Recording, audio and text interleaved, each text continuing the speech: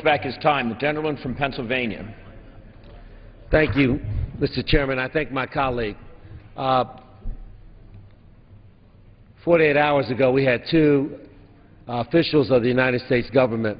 They were ICE agents. They were in an armored vehicle traveling south of the border. They were attacked, and one of those agents died. And the assault weapons used in that incident, like tens of thousands of them that have found their way into Mexico, have crossed the border through these legal purchases. This is about notification to the Department of Justice. Doesn't stop the sale. It notifies that large amounts of these guns have been purchased. I think it's a reasonable thing. I leave it to my colleagues to make a reasonable judgment about this amendment. Thank you. Time of the gentleman's expired. All time has expired. The questions on the amendment offered by the gentleman from Oklahoma. Those in favor signify so by saying aye. Those opposed, no. The opinion of the chair, the ayes have it. The ayes have it, and the amendment is agreed to. The gentleman from Montana. Request to vote. Pursuant to Clause 6, Rule 18, further proceedings on the amendment offered by the gentleman from Oklahoma will be postponed.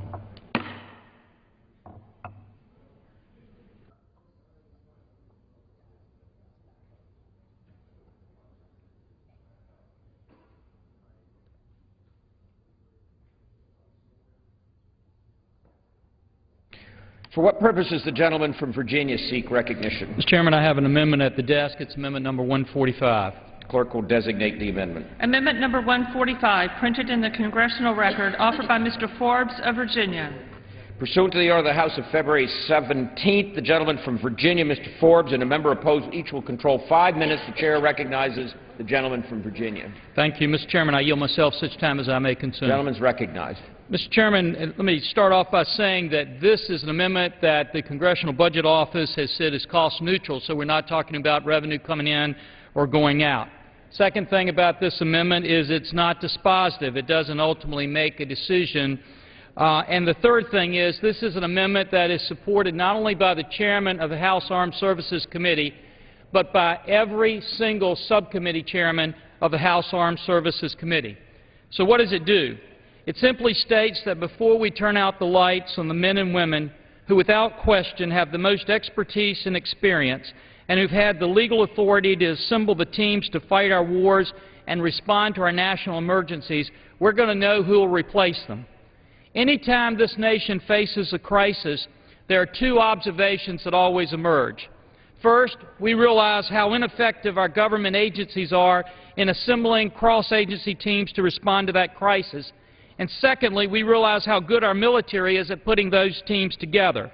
One of the reasons for our military success is that for over a decade, whether we go to war to defend our homeland, the military does it as a team. They can bring together a Coast Guard cutter, Army Special Ops units, Marine Expeditionary units, an Air Force squadron, a Navy carrier group, reserve units, and even when needed, our allied partners in a combined response that we call jointness. It is a competitive advantage for which no nation in the world can rival us, yet as hard as it is to believe, an advantage we did not have just 20 years ago. And one of the reasons we have had that advantage is that for over a decade, a single group has had the legal authority to bring those teams together, and that was the Joint Forces Command. They've assembled the majority of our forces in Iraq, a majority in Afghanistan. They've had control of over 80% of our continental U.S.-based combat-ready conventional forces, and they've assembled our military teams for our national disasters. On August 9th of 2010, the Secretary of Defense announced he was closing that command, allegedly to save money. But the next day when the Pentagon briefers came, they were asked by the House Armed Services staff one question: how much money will you save? And their answer was, not a clue. We don't have a clue. For days, weeks, months, members have been asking how much this is going to save and who's going to be able to put teams together when this command is gone. The Pentagon's response has been deafeningly silent. It's not because they're bad people, it's just because they don't know the answer. This amendment, Mr. Chairman, simply says the answers to those questions are too important for us not to wait until September 30th, which is all this amendment does, to give our committees and this body the chance to get the answers and to make sure we do not go back 20 years.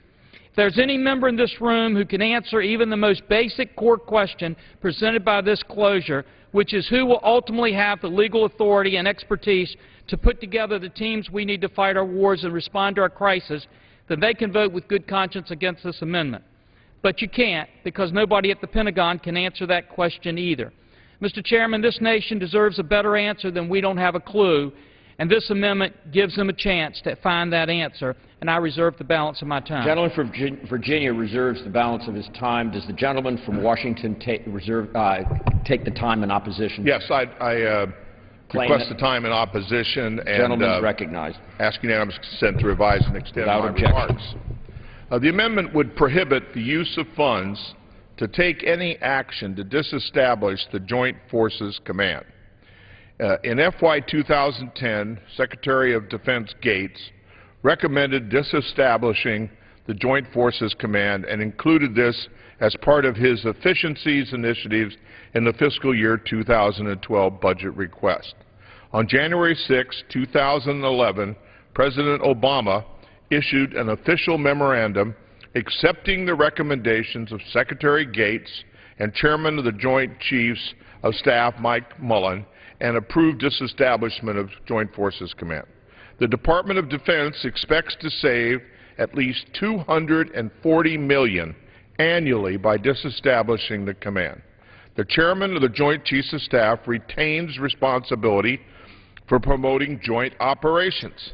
Essential functions and the resources needed to perform these functions will be assigned to other organizations in Hampton Roads and the Navy Support Activity in Norfolk, Virginia.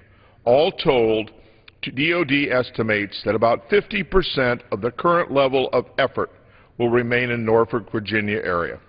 And, you know, we've been through so many rounds of BRAC, and I can sympathize with the gentleman from Virginia, and I understand his concerns about this. But, your side is taking the position that we have to reduce spending on some of the most sensitive programs that we have in our government. I happen to have chaired the Defense Appropriations Subcommittee just for a brief time, but was a member of the committee for 32 years, and am now the ranking Democratic member. And we went through this budget very carefully this year. Mr. Young and I did, and we came up with $15 billion of cuts.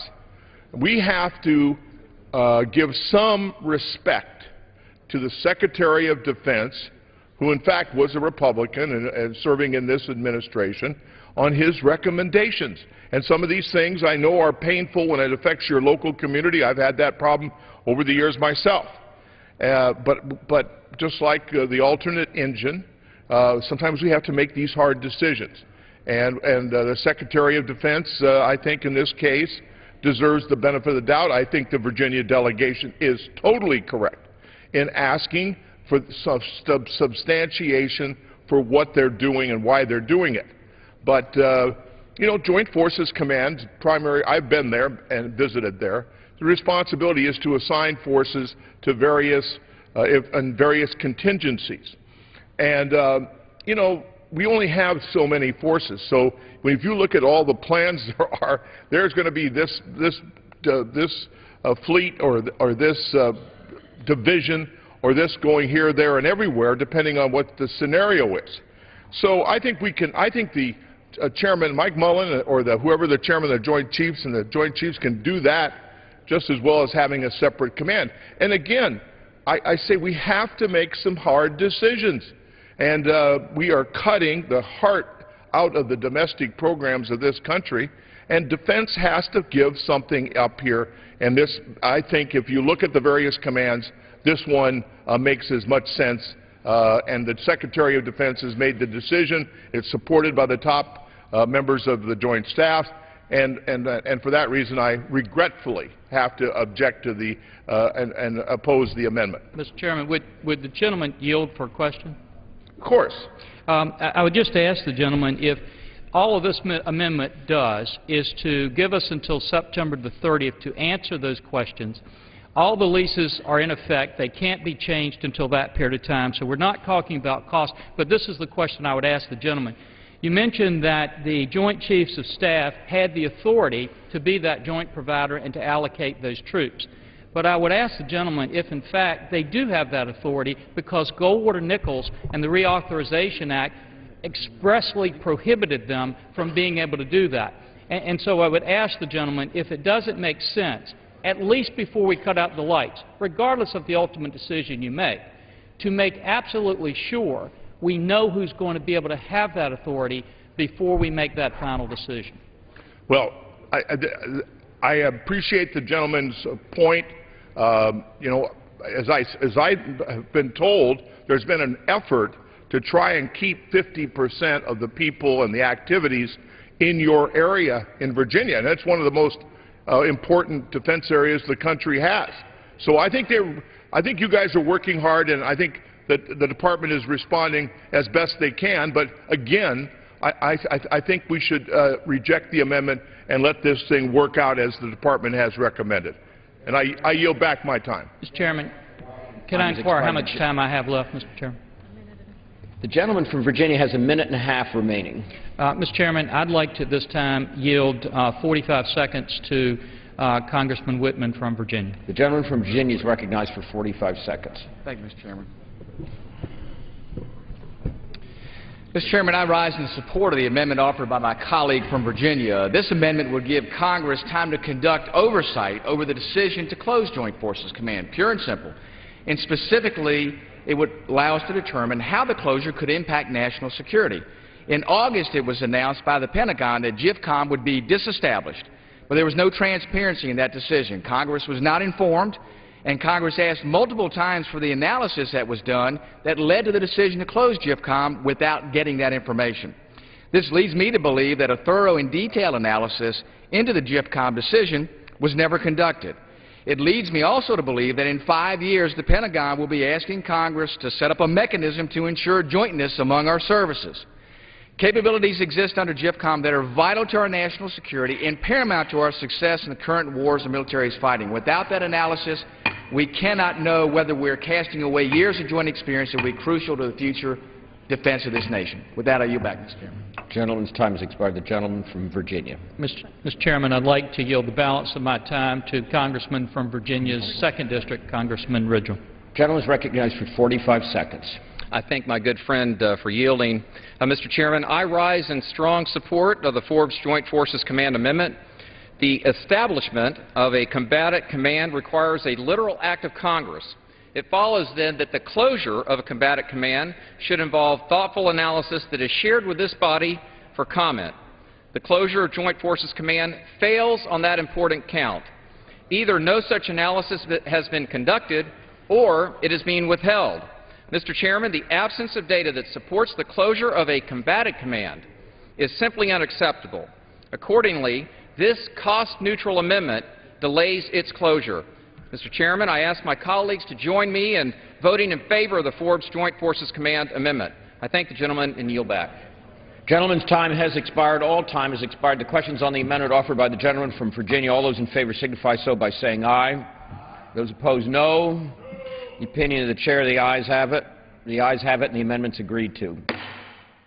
For what purpose does the gentleman from Virginia seek recognition? Mr. Chairman, I have an amendment at the desk. It's amendment number 146. Clerk will designate the amendment. Amendment number 146, printed in the congressional record, offered by Mr. Forbes of Virginia. Pursuant to the order of the House of February 17, 2011, the gentleman from Virginia, Mr. Forbes, and a member opposed, each will control 5 minutes. The chair recognizes the gentleman from Virginia. Thank you. Mr. Chairman, since 2006, the taxpayers have entrusted the Department of Defense with over $2.5 trillion.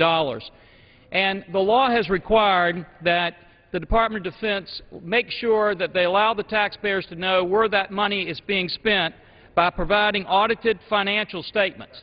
Yet in testimony before the House Armed Services Committee, it was established recently that no such audited financial statements were filed in 2007, 2008, 2009, or through 2010, and that none would be filed this year.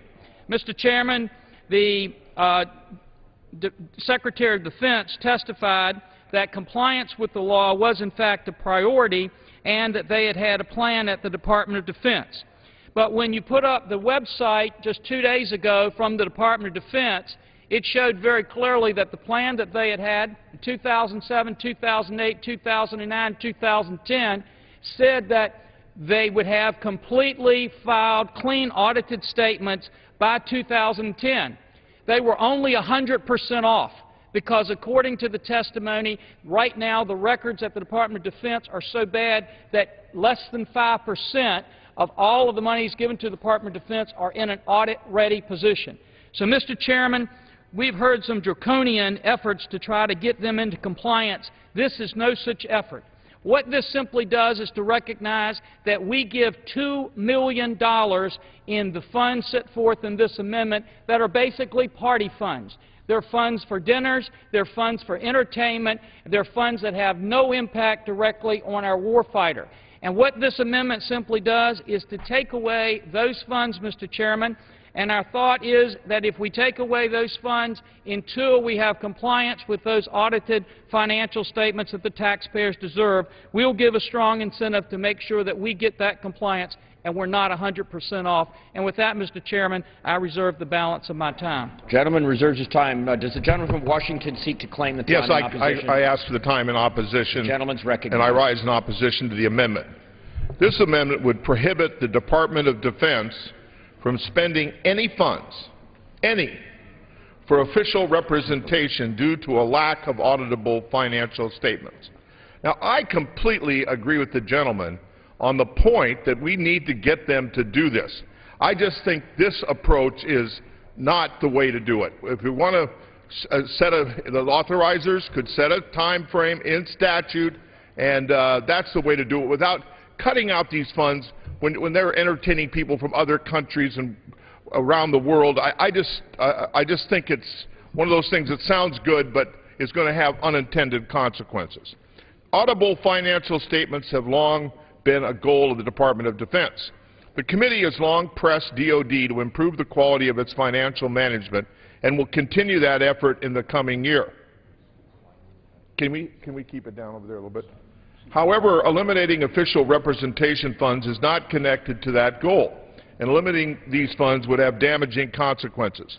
The amendment would preclude activities associated with hosting military-to-military contacts, both domestically and overseas. The activity extends official courtesies to guests of the United States and the Department of Defense and upholds the prestige and standing of the United States. The amendment would also harm the military service's ability to conduct community relations activities. The amendment hurts DoD's ability to represent itself to foreign nations and to the communities in which DoD activities are located. And it does so with very little payback. The bill before the House cuts over $15 billion on a bipartisan basis from the Defense Department budget on careful analysis of DoD programs. The approach in this bill yields both a higher payback and does not have the drawback of unintended consequences. Therefore, I urge rejection of the amendment, and I reserve the balance of my time. Reserves the balance of his time. The gentleman from Virginia. Mr. Chairman, I yield 1 minute to the distinguished gentleman from Texas, Mr. Conaway. The gentleman from Texas is recognized for 1 minute. Chairman, I rise in support of the amendment. I rise in support of efforts to highlight the need for the Department of Defense to become audit ready. Mr. Speaker, the Department of Defense was instructed by Congress to provide taxpayers with audited financial statements for the first time in the 1990s. Now, 2011, more than 20 years later, and we're still talking about the same issue while our country faces a grave economic downturn. As a CPA, I understand the painfully difficult process that will go into auditing the largest enterprise on the face of the earth. But as General Petraeus told us last year, hard is not impossible. The American people made a very clear statement last November that they're ready for their government to get its fiscal house in order. The Department of Defense cannot continue to get a pass on this issue. We cannot allow the status quo practices to hinder our ability to provide for the finest military the world has ever known. This challenging goal will require buy-in from the top down, and it begins with the Office of the Secretary of Defense. We call on him for sound leadership to exercise fiscal responsibility. I will continue to press defense officials across the river to get their fiscal house in order. We must not be having this conversation 2 decades from now. Support this amendment, and I yield back. Time of the gentleman's expired. Who seeks time? Does the gentleman from Washington seek? The gentleman from Virginia? Mr. Chairman, I yield back my time. The gentleman from Washington yields back his time. The gentleman from Virginia. Mr. Chairman, my good friend mentioned that we need to put something, regulations or statutes to make the Department of Defense supply. We have done that. They have had it in statute. The law requires that they do it, and we've had it in there. And they've just failed to do it 2007, 2008, 2009, 2010, and they won't do it this year, and they admit that they're not a bit closer. The second thing is we mentioned unintended consequences. There are no unintended consequences with this amendment. We intend the consequences. You've got to stop the partying until you do what the taxpayers are entitled to have, required by the law, and that is just account for where the money's going. We can't determine how much we're going to spend on defense if we don't know where those dollars are going. I hope we will adopt this amendment, and Mr. Chairman, I yield back. Gentleman yields back his time. All time has expired. The questions on the amendment is offered by the gentleman from Virginia. Those in favor signify so by saying aye. Those opposed, nay. Opinion of the chair, the ayes have it. The ayes have it, and the amendments. I want a recorded vote on this one. Pursuant to Clause 6 of Rule 18, further proceedings on the amendment offered by the gentleman from Virginia will be postponed.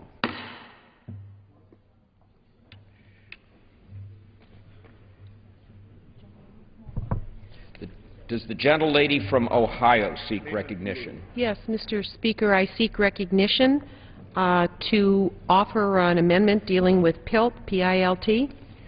The clerk. It's number 333. The clerk will designate the amendment. Okay, Jimmy.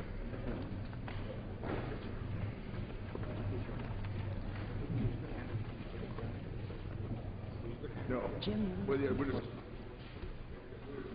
Amendment number 333, printed in the Congressional Record, offered by Ms. Capter of Ohio. Pursuant to the order of the House of February 17th, the gentlelady from Ohio, Ms. Capter, and a member opposed each will control 5 minutes. The chair recognizes the gentlelady from Ohio. Yes, Mr. Speaker, I just want to begin with a map of Arizona showing all of the colored areas of Arizona that are actually federal property, over half of the state. My amendment deals with PILT and federal payments to places like Arizona, which is on a continuing welfare system of government spending and has been for many, many decades. Let me now show you the state of Ohio, where there are proposals that the community development block grant funds in the base bill are being cut. This is Ohio. We don't have much federal property. We hardly have anything at all. We have to make it in the free market.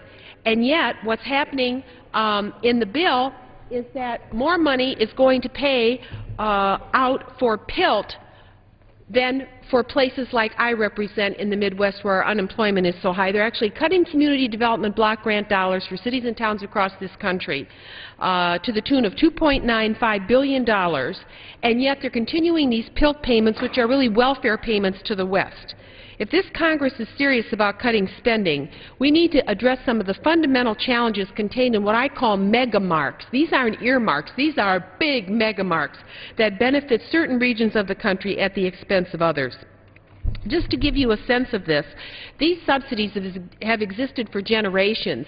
It's time that the West stood on its own 2 feet, because these subsidies cannot be afforded by the other parts of the country that don't have that kind of federal presence. If we are going to have sacrifice in this legislation, then it needs to be shared, and we need to reduce the payments in lieu of taxes called PILT by 75%. That's just the administrative costs that we're reducing. What's good for cities of Toledo and Detroit, Boise, Dallas, Charlotte, Salt Lake City, and Reno is really good for the western subsidized communities as well. PILT is mandatory spending, just like farm subsidies, and outside our annual appropriation bill spending recommendations. My amendment targets the administration of those funds. Let me just put a couple of figures on the record, and I'd like to yield a minute and a half to my dear friend, the ranking member, Mr. Moran. For the PILT subsidy, the West has received over the last 10 years, let's look at Arizona. Arizona has gotten an increase from $10.3 million in 1999 to $31.6 million in fiscal year '09. Idaho has gone up 3 times, from $8.3 million to $26.4 million. Montana, from $9.8 million to over $28 million. Nevada, from $7.1 million in excess of $23 million. New Mexico more than tripled, from $11 million to over $37 million. And Texas has leapt from $1.3 million to $4.3 million. Utah, from $9.7 million to over $33 million. In Wyoming, which has fewer people than the District of Columbia, which is going to lose funds under the Community Development Block Grant Program, 10 years ago received $8 million annually, and now Wyoming will receive over $25 million. Come now. Come now. For empty property where the federal resource is already there, you can pivot so much off of that. You can do economic development off of tourism. You can use those lands to attract investors who like to drill on those lands and do other things with those lands. You can attract economic development around what I would call federal encampments. My goodness, it's really amazing. You know how much my district gets for our thousands of acres of federal wildlife refuges? Are you all ready? $180. $180 worth, compared to billions and billions and billions going out in these permanent PILT subsidies. And you know what? PILT doesn't even begin to take a look at what the West gets for oil and gas leasing subsidies, livestock grazing, timber harvesting. I think one of the reasons our taxpayers are feeling it so heavily is some other parts of the country are really being lifted up, and they don't even appreciate what they have. For my colleagues, if you want to send the American people a message that you are serious about cutting spending, the place to begin is by cutting the administrative fees of PILT. And I would now like to yield a minute and a half to the gentleman from Virginia, Mr. Moran. The gentleman from Virginia is recognized for 30 seconds. A minute and a half, I think, is more than 30 seconds. The gentlelady only has 5 minutes to speak in support of her amendment. There are only 30 seconds left. Oh, okay. Well, Mr. Chairman, this is a message amendment. We love our colleagues who represent the western states, but many of them, particularly on the other side, don't seem to show much love for the federal government they represent. Payment in lieu of taxes program was created to compensate counties for lost taxes since federal lands don't pay taxes. That's fair. Western states with lots of federal lands get most of the payments. That's fair. But while the counties don't get any taxes from federal lands, they don't have to provide services on those lands either. In fact, the opposite occurs. The national parks, wildlife refuges, national forests, and BLM lands, and the staffs of all these provide very valuable services and substantial revenue and jobs to the western counties. And the public lands provide ecosystems that are worth billions. Without clean water and open space, imagine you wouldn't have the communities, the agriculture that we seem to take for granted. In fact, the states get fully half of the mineral receipts that come from the coal, oil, and gas that is owned by the federal taxpayer. The gentlelady makes a very important point that is worthy of consideration. Thank you, Mr. Chairman. I thank the gentleman very much. Seek time in opposition. The gentleman from Idaho. Claim time in opposition. Gentleman's recognized for 5 minutes. Mr. Speaker, this is such a bad amendment that it's one of the few amendments I've ever seen that actually leaves me speechless. So I'm going to yield 2 minutes to the gentleman from Utah. The gentleman from Utah is recognized for 2 minutes.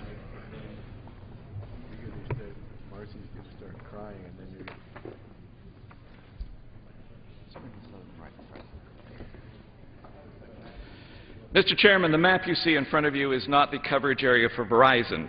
Everything that is red on this map is land that is owned by the federal government. 1 in every 3 acres in America is owned by the federal government, and as you can clearly see, it is disproportionate here in the West.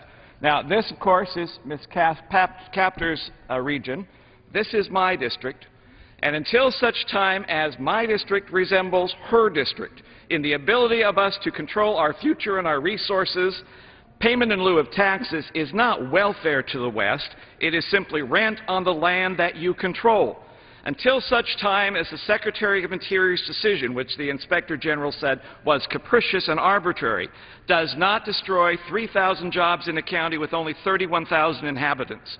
Until such time as $1.9 billion in investment leaves the West to go to the East where there are fewer regulations, until such time as somebody from the East who comes to frolic in the public lands of the West and consumes the entire county's search and rescue budget in one day. Until that is changed, PILT is not welfare, it is rent on the land you control. Now, I want you to look carefully at this map. See where the red is, and then I also want you to look at this particular map. States in red are the states that have the hardest time funding their education system. That is the slowest growth in education. I hope you realize there is a similarity between the two particular maps, because the bottom line is individuals in the West pay more in state and federal taxes than in the East. There are more kids in the West. We have larger class sizes in the West. Our education system has a harder time to fund itself in the West because this map prohibits us from developing our property taxes, developing our energy royalties, developing high-paying jobs with income taxes, so kids are hurt in the West. I'm sorry, this map and this situation means that kids are underfunded. Can I get 50 seconds? Gentleman is recognized for 30 seconds. Kids in the West, their education is underfunded, their teachers' salaries are depressed, and my retirement is threatened because of this particular situation. When this changes, there will be no more need for PILT. But until that time comes, this is not welfare, this is rent on the land you control. To be honest, we'd rather have the land back, but until that time, pay for what you control. I yield back. Gentleman's time has expired. The gentleman from Idaho. Is the gentlewoman's time The gentlelady from Ohio's time has expired. I'd be happy to yield 1 minute to the gentleman from Arizona, Mr. Schweikert. Gentleman from Arizona is recognized for 1 minute.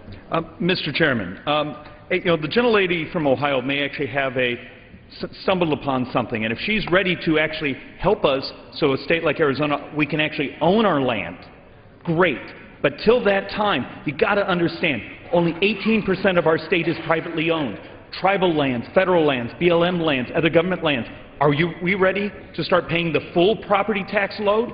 I was the county treasurer in Maricopa County, and huge portions of our county we can't even touch. If you want a sense of fairness, then we step up and we give the land back to the state. Till that time, this borders on silly. Thank you, Mr. Chairman.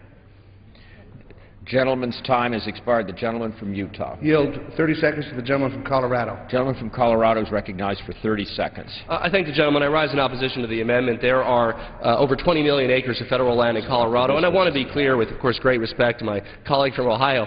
This is not in any way, shape, or form a giveaway to our counties. This is land we cannot tax, we cannot develop, we cannot benefit from. In fact, PILT payments are insufficient. They're too low to compensate for the burden of having all this land that's not part of our local tax base. It is a burden. And in fact, many of our counties have to actually spend money maintaining this land because some of the federal infrastructure isn't sufficient as well. There is nobody who's making out like a bandit from this, and it's all we can do to justify the fact that the federal government owns a lot of land. Yield back. I'd be happy to yield. I think I just have 30 seconds left. Is that correct? The gentleman from Idaho has 1 minute left. I'd be happy to yield 30 seconds to the gentleman from Arizona. I want to thank the chairman for yielding. Gentleman I have from to Arizona. remind my good friend from Ohio that as the West was settled, it was people from Ohio and Virginia and the Midwest that were making these laws that created most of the western states to be 80%, 70%, 90% federal lands. And in order for us to be able to have somewhat of a tax base because of the limited private property we have, we need to ask the federal government to pay its share. You cannot, in many cases, develop economically these lands because of people from the West, from the East, prohibit us from developing these public lands. And so I just want to throw as a reminder. Gentleman's time has expired. Gentleman The gentleman from yield Utah. to me. I'd yield to the gentleman. Yes, we have 30 seconds. Gentleman has 30 seconds remaining. I just want to rise in very strong opposition. Being a Westerner, I have counties in my district that receive these payments. I think it's justified, and I appreciate the fact that the new majority has tried to protect these payments. It's very important in the West. And I yield back to the gentleman. Let me just conclude by saying I have one county that's 96% federally owned. 96%. That means 4% of the property is taxable in order to provide the services for all of you that come out and enjoy the beauty in the county. Do you think PILT payments are appropriate? I think they are, and I would hope that we overwhelmingly reject this amendment. Time of the gentleman, Utah's expired. Mr. All time. Speaker, Gentlelady from Ohio. at the appropriate moment, I'd like to ask for a recorded vote on this, please. The questions on the amendment offered by the gentlelady from Ohio. Those in favor say aye. Aye. Those opposed, no. In the opinion of the chair, the noes have it. The gentlelady from Ohio. Thank you, Mr. Speaker. On that, I would ask for a recorded vote. Pursuant to Clause 6 of Rule 18, further proceedings on the amendment offered by the gentlelady from Ohio will be postponed.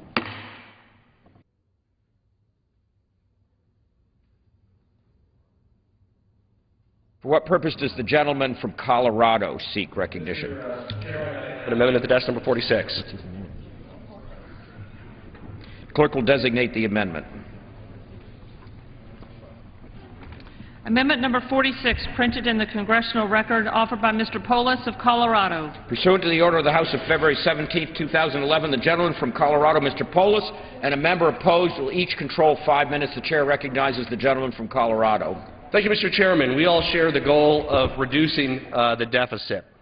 If we are serious about deficit reduction, we need to look at defense as one of the line items. My amendment would save hundreds of millions of dollars by reducing our troop count in Europe.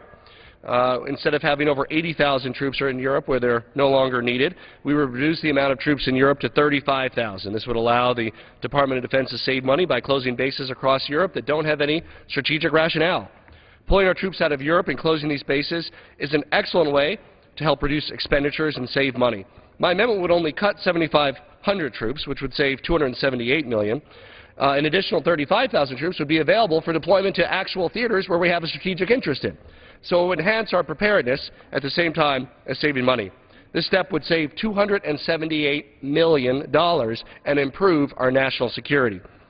Reducing our troop levels save money, personnel costs, housing expenses, the cost of stationing troops abroad.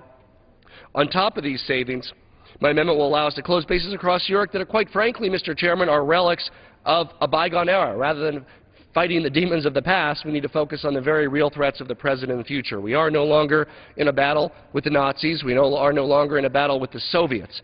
The need for these bases was understandable in a different geopolitical context. But what is their justification now? The U.S. taxpayer did not send up to defend wealthy European democracies from imaginary threats forever. These bases cost U.S. taxpayers millions and millions of dollars. I fail to understand why we're wasting money to maintain bases where they aren't needed. Our European allies are some of the richest countries in the world. Why are we subsidizing their defense spending? Our European allies have enjoyed a free ride on the American dime for years now. Today they spend on average only 2% of GDP on defense, while we spend between 4 and 5%. There's no reason for us to subsidize European defense, while every other aspect of our government we're looking at for cuts. I understand that many of the troops stationed in Europe have in the past been deployed to Iraq and Afghanistan. My amendment is consistent with that. Currently, 13,000 troops stationed in Germany and Iraq are deployed in our theaters of operation. My amendment would allow for that to continue. It allows for 35,000 troops, well within the number that are currently deployed in actual theaters where we have a strategic interest. Nor does my amendment signal any kind of weakening of our commitment to NATO. With modern technology, we can move troops and weapons quickly across the globe when needed. My amendment would still allow for 35,000 troops to remain in Europe so they can do joint exercises with NATO. It's time for us to rethink our defense spending. We are not under threat in Europe. Maintaining a network of bases of Europe is not a rational or effective response to the terrorist threat, nor is it fiscally responsible. These cuts are not my idea. They're based on recommendations from the Sustainable Defense Task Force, a bipartisan project organized by Congressman Frank, Congressman Paul, Congressman Jones, and Senator Wyden. It's backed by a number of credible organizations: Cato Institute, Taxpayers for Common Sense, Center for American Progress, Center for Defense Information, National Security Network, and others. Even Donald Rumsfeld believes it's time to change our policy. This is his quote from his recent book. Of the 250,000 troops deployed abroad in 2011, more than 100,000 were in Europe. The vast majority, stationed in Germany, defend off an invasion by a Soviet Union that no longer exists. I believe our troops have more to do than serve as symbols of security blankets for wealthy allied nations, end quote. When even Donald Rumsfeld admits that this policy doesn't make sense and isn't cost justified, we must seriously reconsider our policy of maintaining bases in regions that are clearly peaceful and pose no threat. Let's get serious about balancing the budget and find savings in every agency, including DOD. Reducing our military and presence in Europe is low-hanging fruit. This will save money. The time is now. The time was last year. The time was 3 years ago after the fall of the Soviet Union.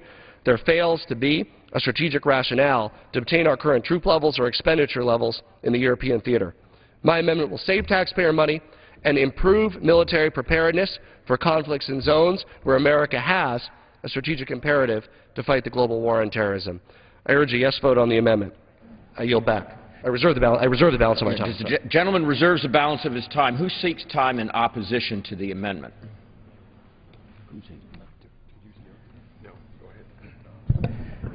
The gentleman from Ohio? Do you seek time in opposition to the amendment? Yes, I do. The gentleman's recognized for 5 minutes. The gentleman from Colorado says that there is no strategic rationale for these troops, but in fact there's no strategic rationale for this amendment. This amendment is completely arbitrary in the cuts that are proposed, and there is no basis for these levels of cuts that are proposed. In fact, the strategic rationale is for the support of our troops that are currently serving in Europe. Secretary Gates just Wednesday appeared before the Armed Services Committee, and while he was there, he testified that it is the presence of our military on the ground in Europe and other places that assures our allies and provides a deterrent effect to would-be aggressors. These troops are not just staring down a past Soviet Union. They're in fact providing wartime support currently. They're also providing an effective deterrent both for our allies and for the United States. This amendment would reduce the Army by more than $5,000, the Navy by more than $500, and the Air Force by more than $5,000 from programmed in-strength levels for fiscal year 2011. These are planned troop deployments and presence. This is not something that was done 10 years ago. The limits on this in-strength would damage wartime operational capability. To reduce manpower halfway through the fiscal year would likely require the abrupt involuntary separation of many service members, sending the message, thank you for your service, but now please leave. These troops are actively providing protection both to our allies and to the United States and play a vital role in what is wartime operational capability. Will the gentleman yield? Yes. I appreciate the gentleman yielding. I rise in opposition to this amendment. Secretary Gates has worked out a reduction in the troop force that will occur later in the FIDIP. I think that under the circumstances with troops in Afghanistan, we're bringing troops out of Iraq. And one of the things that's very important about our European bases, we train with the Europeans. We work with the Europeans.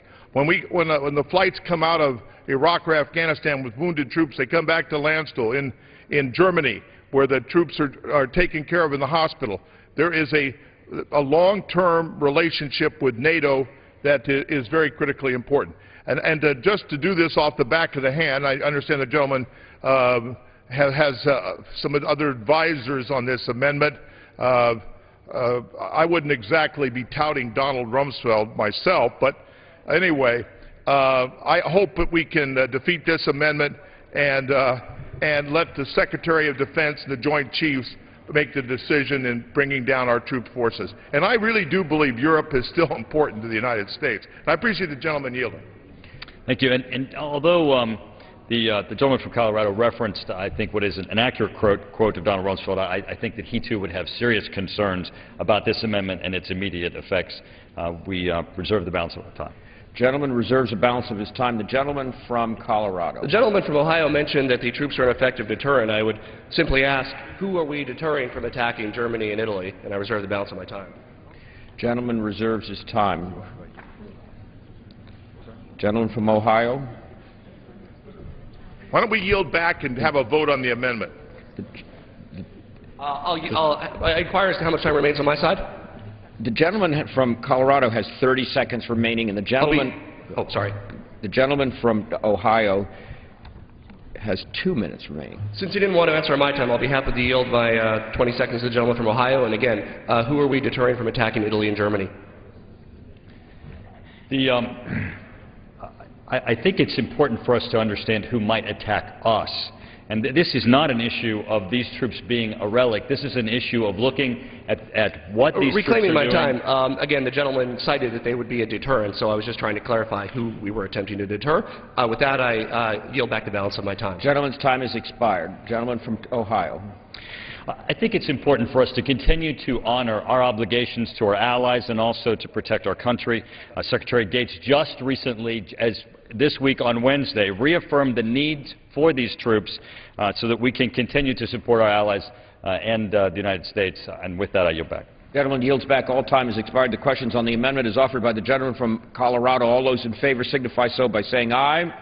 Those opposed, no. The opinion of the chair, the noes have it. But on that, I request the yeas and the nays. Does the gentleman request a recorded vote?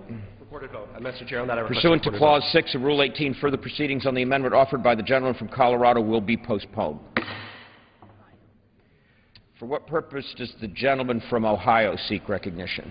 Mr. Chairman, I have an amendment at the desk, Amendment 498. Clerk will designate the amendment.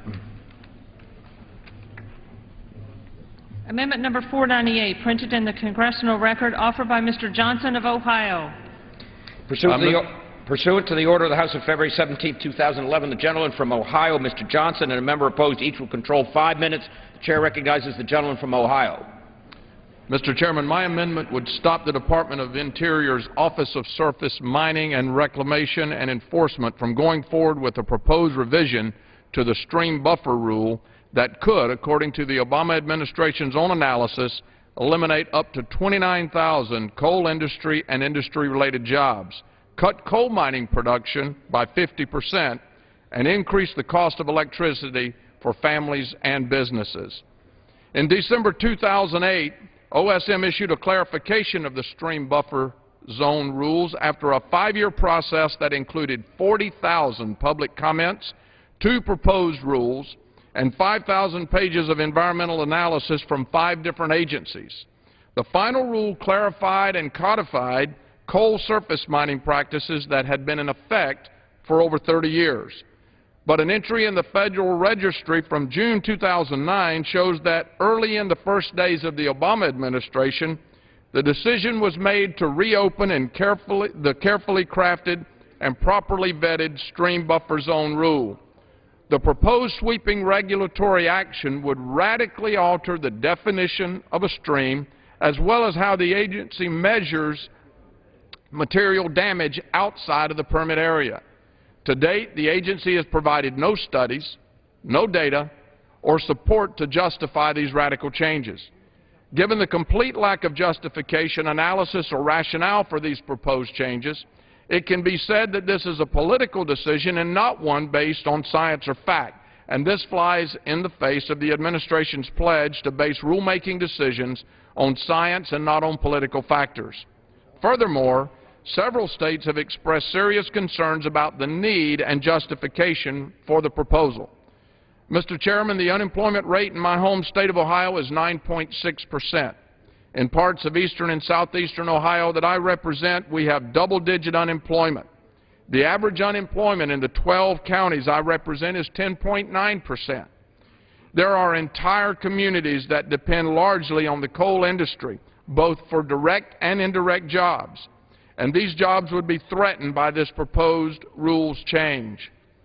To be clear, my amendment does not stop the issuance of permits, nor does it prevent OSM, the Army Corps of Engineers, and the EPA from their regulatory responsibilities. My amendment would simply prohibit any funding to be spent on developing, carrying out, or implementing this ill-conceived proposed job-killing rule. I strongly urge my colleagues to support my amendment to stop the Obama administration from going forward with the regulation that will result in thousands of hardworking Americans losing their jobs. I reserve the balance of my time, Mr. Chairman. The gentleman reserves the balance of his time. Does the gentleman from Virginia seek recognition in opposition to the amendment? Mr. Chairman, I do rise in opposition to the amendment. The gentleman is recognized for 5 minutes. Thank you, Mr. Chairman. Mr. Chairman, this amendment stops the Interior Department from protecting nearby streams and rivers from the toxic disposal of coal mine waste. So let me give you the top 7 reasons why this amendment should be defeated. 1, it will allow for the continued destruction of America's forests and native vegetation, contrary to the statutory requirement to protect that vegetation. 2, it will interfere with the new requirement for the Clean Water Act and Surface Mining Act, preventing updating regulations based upon the best science available. 3, it will perpetuate the uncertainties that citizens and industry and state regulators are currently experiencing under outdated regulations.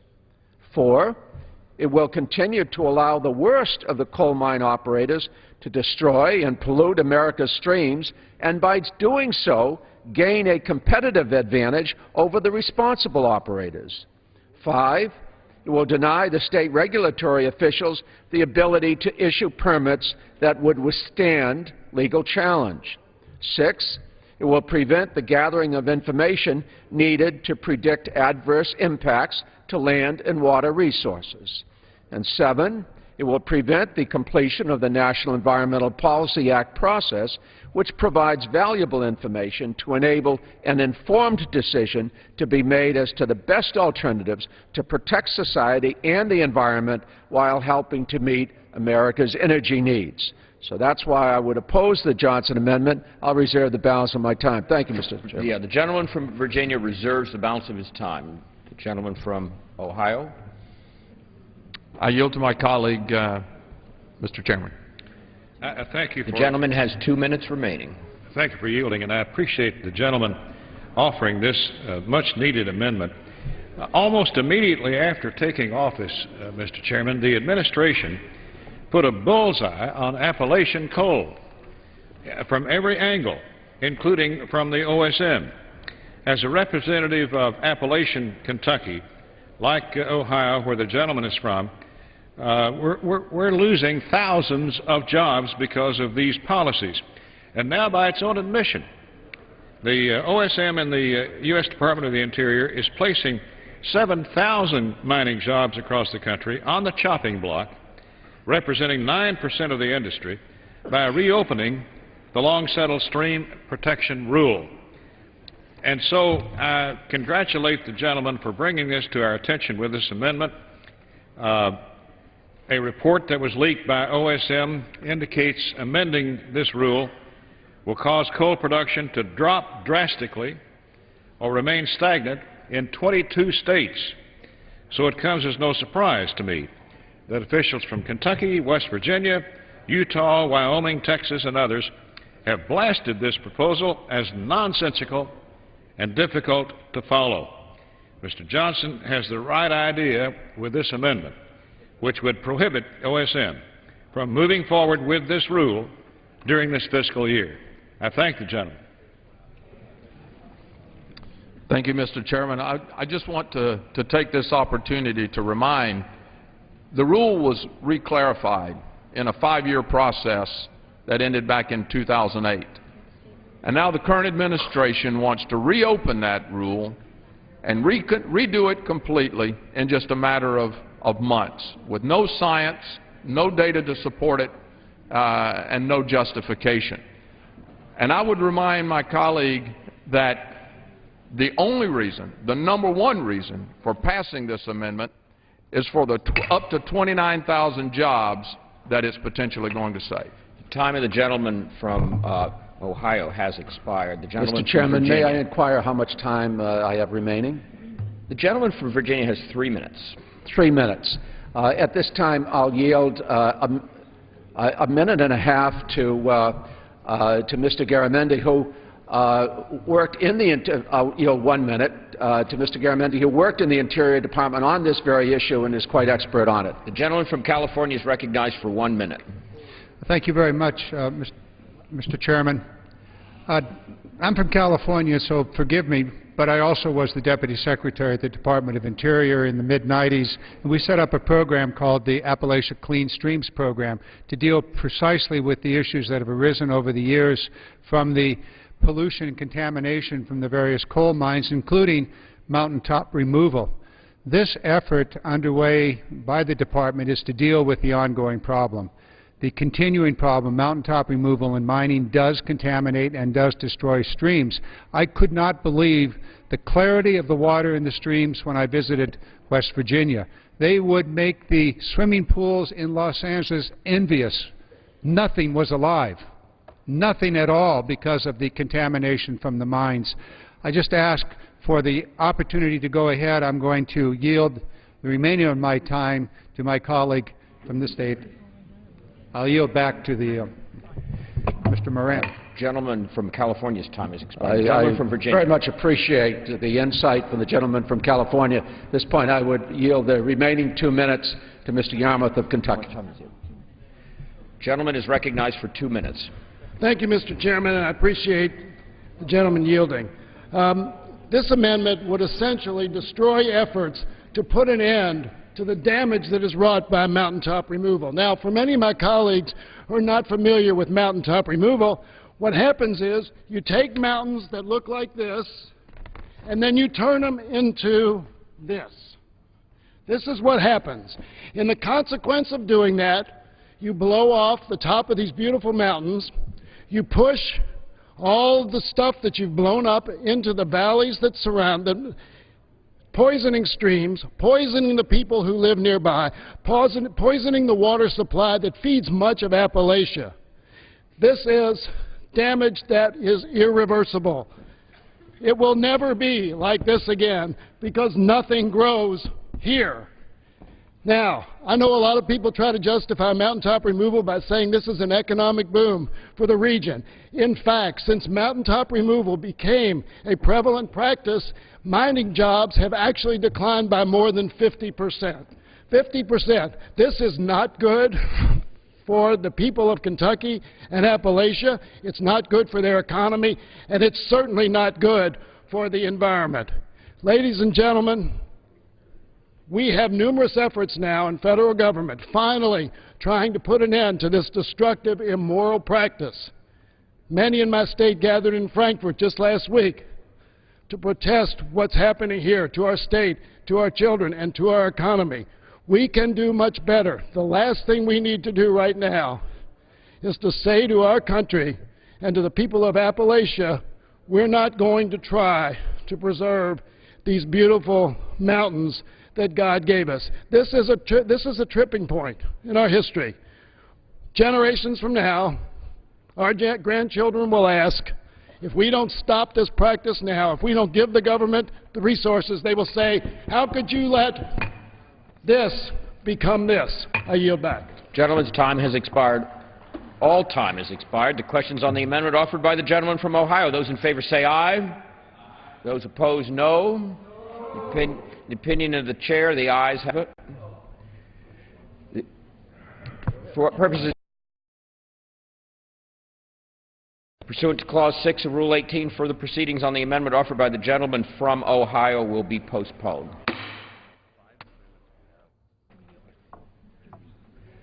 For what purpose does the gentleman from New York seek recognition? Mr. Chairman, I have an amendment at the desk. Clerk will designate the amendment. Amendment number 583, printed in the Congressional Record, offered by Mr. Reed of New York. Pursuant to the order of the House of February 17, 2011, the gentleman from New York, Mr. Reed, and a member opposed, each will control 5 minutes. The chair recognizes the gentleman from New York. Thank you, Mr. Chairman. I have an amendment at the desk that addresses pay for foreign service officers. It will ensure that the expected 24% pay raise does not go into effect in fiscal year 2011. It is my understanding that we have an agreement between the majority and minority on this issue, and with that, I yield back the balance of my time. The gentleman yields back his time. Does anybody claim time in opposition to the amendment? Seeing none, the questions on the amendment offered by the gentleman from New York. Those in favor say aye. Those opposed say no. The opinion of the chair, the ayes have it. The ayes have it, and the amendment is adopted.